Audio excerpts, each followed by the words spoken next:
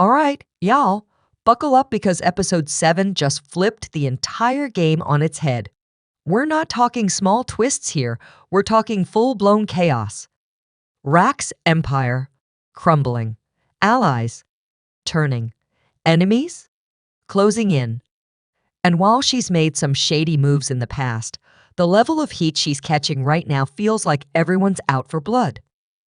Now get this, Kanan catches her slipping some cash to a couple of cops, and just like that, she's being painted as the mastermind behind Famous's murder? Really? That's not just reaching, that's rewriting the whole playbook without a single fact to stand on?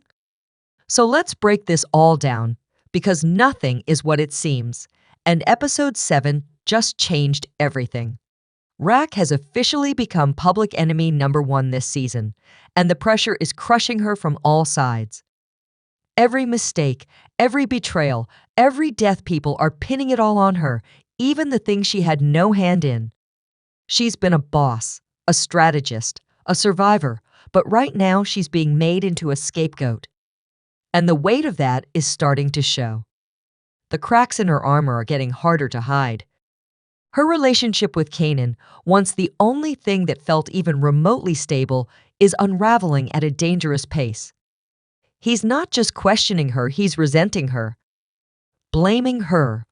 And when Kanan starts seeing his own mother as the source of all his pain, the line between loyalty and rage gets dangerously thin. Kanan isn't the type to step back and think things through. When he's hurt, he strikes, and that makes him a wild card Rack can't control. And then there's Unique. That kitchen confrontation, pure fire. Tension that had been simmering all season finally boiled over, and the result was explosive. Rack stood tall. She always does, but Unique isn't the same man she once knew. The brain injury didn't just mess with his head physically, it's changed his entire perspective. He's volatile, unstable, and worst of all, he's convinced himself that Rake is the villain in his story. That kind of delusion makes him dangerous. He's not listening to reason. Even if Rack laid out every truth in black and white, Unique wouldn't see it because he doesn't want to see it. He's trapped in his own narrative, and that makes him unpredictable. Now he's aligned himself with Rusano, but let's be real, this alliance isn't built on trust. It's built on vengeance, on shared hate, and on the illusion that taking down Rake will fix everything. But hate is a shaky foundation, and that kind of partnership can only last so long before it turns inward. Unique is moving like a man with nothing to lose, and that's going to catch up with him. Episode 8? That's where the missteps begin. That's when all this rage and resentment starts to backfire. But Rack's problems don't stop with Unique or Kanan.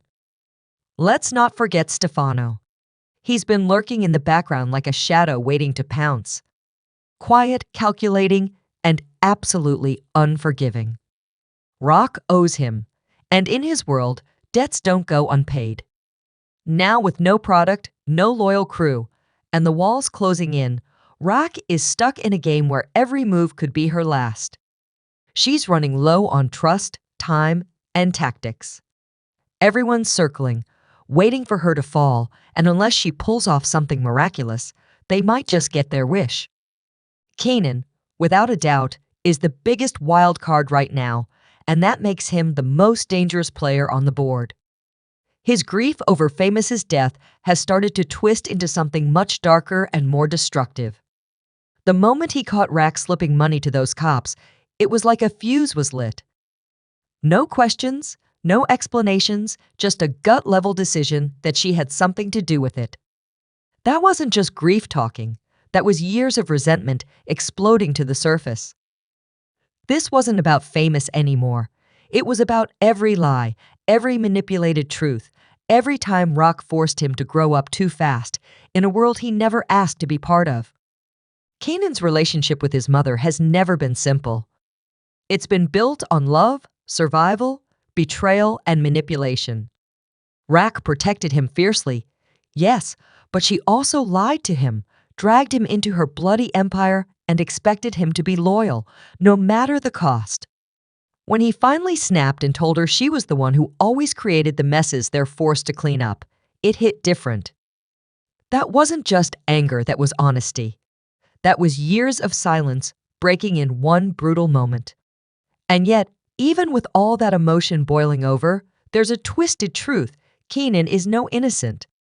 Rack has saved him more times than he can count. She's taken bullets figuratively and literally for him. She's risked her life, her business, her freedom, all to keep him alive. So, yes, his anger makes sense, but it's also deeply misguided. He's cherry-picking her worst moments and forgetting all the sacrifices she's made. Grief does that. It warps reality. It takes pain and turns it into blame.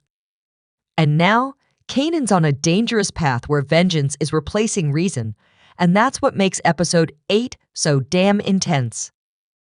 The teaser already shows it. He's spiraling. He's still deep in mourning, and instead of healing, he's feeding the pain.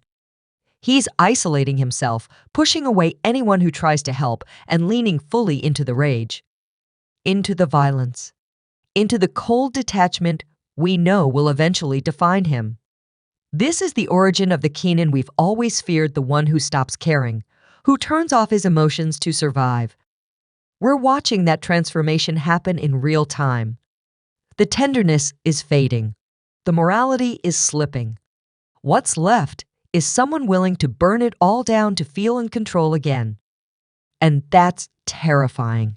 Meanwhile, the end of episode 7 dropped a moment so subtle, yet so devastating. Rake euthanizing her mother. No grand gestures.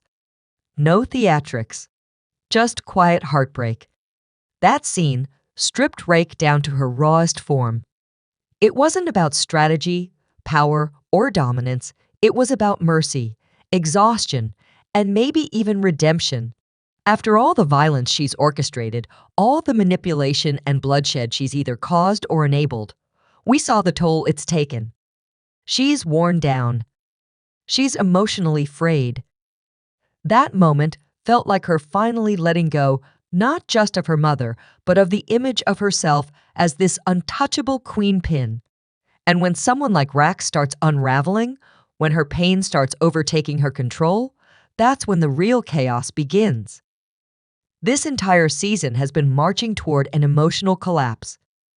The family ties that once held everything together are now pulling people apart. Alliances are rotting from the inside. Betrayals are hitting closer and closer to home. The idea of family has turned from something sacred to something twisted and violent. And at the center of it all is Rack watching everything she built fall to pieces. Meanwhile, Kanan is drifting further and further away, not just from her, but from the version of himself that still had a conscience. What comes next isn't just another episode. It's the fallout, the reckoning, and no one's walking out of this clean. Episode 8 looks like it's going to be the turning point. Kanan is ready to make a move, and Rack might not see it coming.